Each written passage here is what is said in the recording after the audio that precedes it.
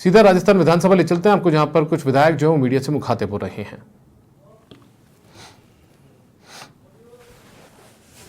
सवाल पूछा गया और उसके अंदर उन्होंने कहा कि जो जोगाराम पटेल हैं उनके बेटे को डबल एजी बनाया गया है। ये 12 जिलों में अधिवक्ताओं की नियुक्ति हुई है, उसके अंदर नियम कानून को ताक में रखकर उनको डबल एजी बनाया गया है। उसके बारे में आज थी और उसी के बारे में हम मांग कर रहे थे कि इसमें सदन में हमको व्यवस्था दी जाए, चर्चा कराई जाए, ऐसा क्यों किया गया। और उसी के उपरांत प्रतिपक्ष नेता के बोलते हुए पक्ष के 40 विधायक खड़ा होकर प्रतिपक्ष नेता के सामने विरोध करते हैं और जो चाहे वो बोलते हैं। और उधर से सामने से हमारा एक सदस्य, माननीय सदस्य जो कि मुकेश बाकर है, वो कहता है कि हमारे प्रतिपक्ष नेता को क्यों नहीं बोलने दिया जा रहा है। और आप लोग आसन को भी बोलते हैं कि हमारे आसन की तरफ से संरक्षण मांगते हैं कि आपका संरक्षण हमें चाहिए और इन लोगों को बिठाइए ताकि हमारा प्रतिपक्ष का नेता हमारी बात रख सके।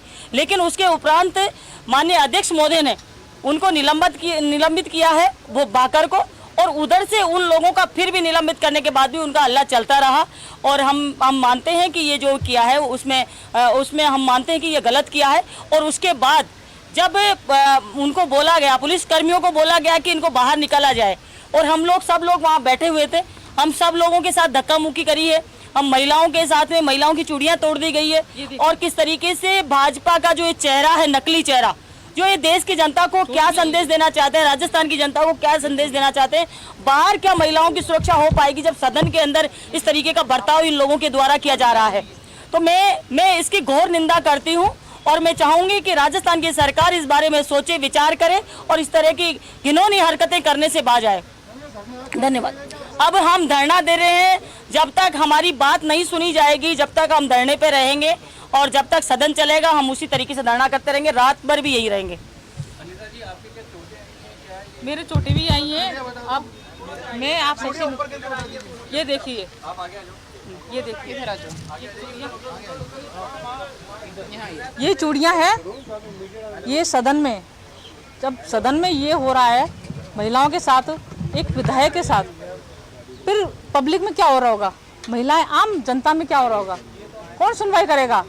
जब सदन में ये हाल, मतलब महिलाओं को धक्का मुक्की कर रहे हैं पुलिसकर्मी, फिर सदन में तो बाहर तो कोई सुरक्षित रह ही नहीं सकती। मैं आप सबसे निवेदन करना चाहूँगी कि हमारी महिलाओं को सुरक्षित महसूस कराया जाए और सुरक्षित रहने के लिए उनका, आप सबके निवेदन से महिला सुरक्षित रह सके। सर, ये जो पुलिसकर्मी जो धक्का मार से पुलिसकर्मी धक्का मुक्की कर रहे थे, तो हाथ भी पकड़ लो, उन लोगों ने हमारा हाथ पकड़ा, नाखून में चोट, आपको चोट भी दिखा देती हूँ, चोट भी आई हुई है मेरी भी काफ़ी सारी। मैं काफ़ी, उन्होंने धक्का मुक्की करा, हमारे और भी गिर गए थे लोग भी। अब ये बता, मैं स्पीकर साहब से मैं यही कहूँगी कि जब आप सदन में ये है तो बाहर महिलाएं कैसे सुरक्षित रहेंगी। तो आप सबसे निवेदन यही है कि महिलाओं से, आप पुलिसकर्मियों से यही कहें कि भाई महिला सुरक्षित रहनी चाहिए। ये देखिए, ये नाखून गड़ा हुआ है, ये इधर से चोट आ गई थी और ये इधर से नहीं ज़्यादा नहीं, लेकिन चोट तो है। आपको पता है कि पुलिसकर्मी, सदन में महिला सुरक्षित नहीं है पुलिसकर्मियों से। अब बताइए बाहर महिला से क्या सुरक्षित रहेंगी।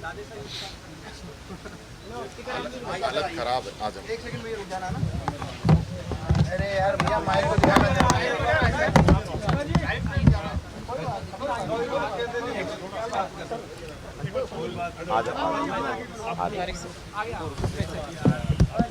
माइक स्टार्ट हो ना यार सब। अरे क्या हो रहा है यार ये? माइक को हाँ, जिस प्रकार की घटनाक्रम आज हुआ, क्या कहना है आपको? जब आपने तय करा है कि वहाँ पर आप धरना भी देंगे। देखिए, आज सरकार के सामने संवैधानिक संकट है। संविधान की धारा 356 के अंतर्गत राज्य सरकारें बाध्य हैं कि वो केंद्र सरकार के कानूनों को माने, और अनुच्छेद 256 के अंदर राज्यपाल अपना प्रतिवेदन भेज सकता है कि राज्य सरकार केंद्र के कानूनों को नहीं मानती है। राजस्थान के अंदर और पूरे देश के अंदर सीआरपीसी का जो कानून था वो भारतीय नागरिक संहिता BNSS 2023 आने के बाद में 30 जून से पहले तक CRPC का कानून था और 1 जुलाई के बाद में BNSS का कानून देश के अंदर लागू हो गया। ये कानून लागू होने के बाद में इस सरकार के द्वारा PP APP की जो नियुक्ति की गई है 12 जगहों पर, वो वैसे ही ऑर्डर शून्य हो जाता है, क्योंकि ये नियुक्तियां जो की गई हैं ये पुराने कानून के तहत की गई हैं और पुराने कानून के तहत नीचे से प्रपोजल आते थे और उन्हीं में से PP और APP की नियुक्ति की जाती थी। लेकिन नया जो कानून है वो ये कहता है कि जो आने वाले समय में PP और APP बनेंगे वो प्रोसिक्यूशन ऑफिसर होने चाहिए और उन्हीं में से सरकार उनको लगा सकती है। अब 2 प्रकार की गलती ये सरकार कर रही है। पहले तो जो इस क्राइटेरिया के अंदर जो इस नियम की पालना करते हैं वही PP और APP बन सकते हैं, और जो दूसरा सबसे बड़ा संवैधानिक जो संकट है इस सरकार के सामने कि ये पुराने नियम के तहत नियुक्ति नहीं कर सकते। ब्लंडर मिस्टेक है सरकार का, सरकार इससे बचना चाह रही है। हमने इस बात को सदन के अंदर रखा और हमने आसन से सिर्फ एक ही डिमांड की कि हमें सिर्फ इस पे व्यवस्था आ जाए, सरकार का जवाब आ जाए कि सरकार इस पे क्या कहना चाहती है। जवाब नहीं है। और सरकार कोई जवाब नहीं देना चाहती और ज़बरदस्ती सत्ता के पक्ष हमारे लोगों को उकसाते हैं, जिसकी वजह से सदन के अंदर गतिरोध बना। हम लोग हमारे जो नियम और प्रक्रिया है उनके तहत हमें जो अधिकार प्राप्त हैं, हम अपनी बात जिस प्रकार से उठा सकते हैं हम उठा रहे हैं।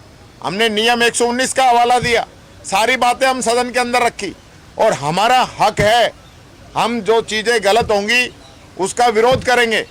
और उस विरोध को दबाने के लिए जिस प्रकार से सत्ता पक्ष के द्वारा हमारे एक माननीय सदस्य को बाहर निकाला गया है, प्रस्ताव किया गया है, जो कि मैं समझता हूँ निंदनीय है। जिस प्रकार से इन्हीं के सदस्य, जब मैं बोल रहा था उधर से एक माननीय सदस्य खड़े होते हैं, उनको बैठाने के लिए हमारे सदस्य खड़े हुए और उल्टा पूरा सत्ता पक्ष खड़ा है, उन पे तो कार्रवाई नहीं है और हमारा एक सदस्य खड़ा हो गया, उस पर कार्रवाई हो रही है। ये कहाँ का न्याय है? मैं ये कहना चाहूँगा, सत्ता पक्ष के लोगों से कहना चाहूँगा, सत्ता के मद में इतना चूर्ण मत हो। ये राजस्थान की जनता है, राजस्थान की जनता ने आपको राजस्थान की सेवा करने के लिए मौका दिया है, न कि आप यहाँ के कानून और नियमों की धज्जियाँ उड़ाएं। ये बात मैं कहना चाहूँगा। तो अब आपका अगला नेक्स्ट कोर्स ऑफ एक्शन क्या होगा? क्या आप लोग पूरी रात यहाँ पर धरना देंगे अंदर? देंगे धरना, हम तो बैठे अंदर, हम तो अंदर ही बैठे हैं। मैं तो बाइट देने के लिए आया हूँ, हम तो धरना ही दे रहे हैं। और जिस प्रकार का ये सरकार का जो मंशा है वो साफ झलकती है। हमारी महिला सदस्यों के साथ जिस प्रकार से विधानसभा स्थगित होने के बाद में भी वहाँ के जो कर्मचारी हैं वो उनके साथ छेड़छाड़ करते रहे, उनके साथ हाथापाई तक की नौबत वो लेके आ गए। ये इस प्रकार की घटनाएं शोभा नहीं देती।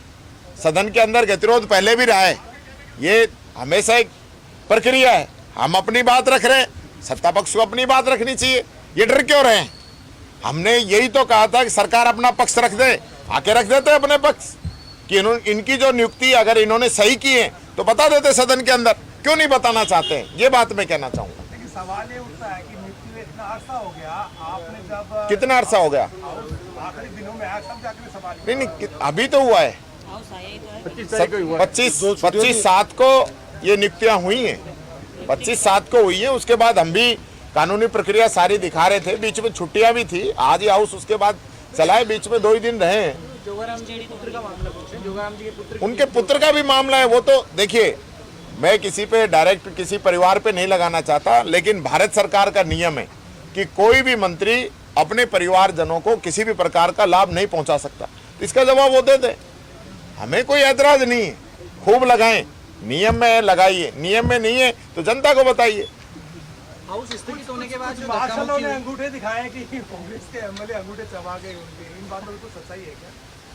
कहाँ चबा गए तो बताए।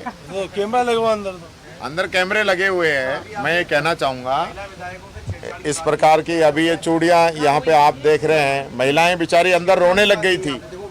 ये स्थिति बन रही है। ये इस प्रकार की चीजें कभी शोभा नहीं देती सरकारों को। हाँ, हरिमोहन जी गिर गए, 2-3 विधायक हमारे गिर गए, हम भी गिर गए थे। तो ऐसा कभी नहीं हुआ, ऐसा कभी नहीं हुआ। बैठ के रास्ते निकलते हैं, सदन का गतिरोध भी होता है, गतिरोध टूटता भी है, पर जिस प्रकार से मदमस्त हाथी चलता है उसी प्रकार से सत्ता के लोग मद में हैं। इनका नशा जो है राजस्थान की जनता अभी उतारेगी जब इनकी समझ में आएगा। हाउस में अर्जन होने के बाद में क्या किसी सरकार की ओर से विपक्ष के पास कोई मैसेज अभी तक कोई नहीं? नहीं, कोई मैसेज नहीं है, कोई मैसेज नहीं आपको। आप बोलो सीनियर आप।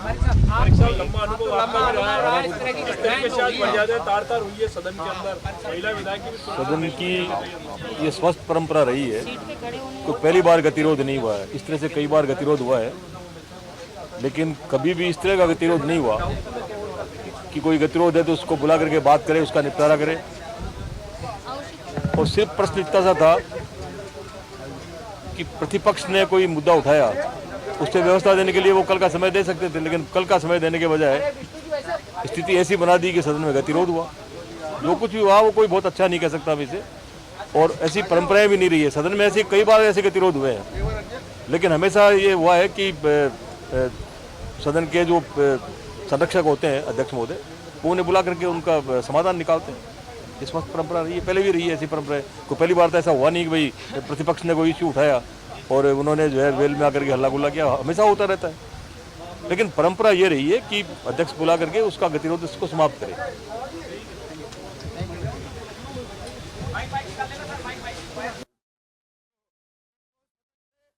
आते बोल रहे तो उससे पहले टीकाराम जूली, उससे पहले कांग्रेस के विधायक अनीता, और उससे पहले यहाँ पर इंदिरा मीणा भी मीडिया से मुखातिब हुई। उन्होंने कहा कि सत्ता पक्ष गलत तरीके से ये पूरी काम कर रहा है, सदन को परेशान किया जा रहा है और जो विपक्ष की आवाज़ दबाने की कोशिश यहाँ पर की जा रही है, तमाम बातें यहाँ पर कही गई।